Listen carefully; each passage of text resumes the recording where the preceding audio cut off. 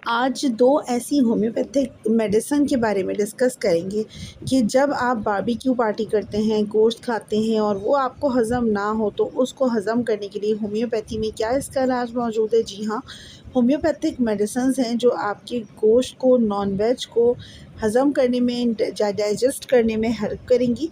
तो वो कौन सी दवा हैं, इस हवाले से आज की ये वीडियो है। पहली मेडिसिन का नाम है करेका पपाया। ये दवा पपीते से यानी पपाया से तैयार की जाती है।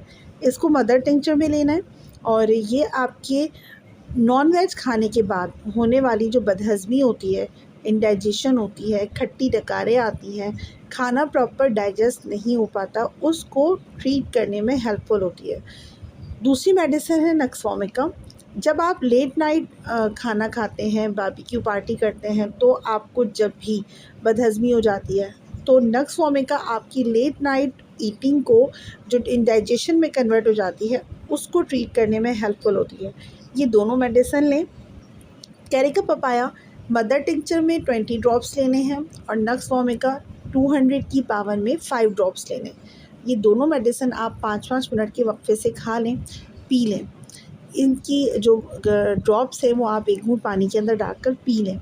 खाना खाने के बाद अगर आप ये दवाओं को लेते हैं तो आपकी जो इंडाइजेशन है उसको ट्रीट करने में हेल्प मिलेगी। होम्योपैथिक मेडिसिन के हवाले से जानने के लिए चैनल को सब्सक्राइब कर दें। Stay blessed.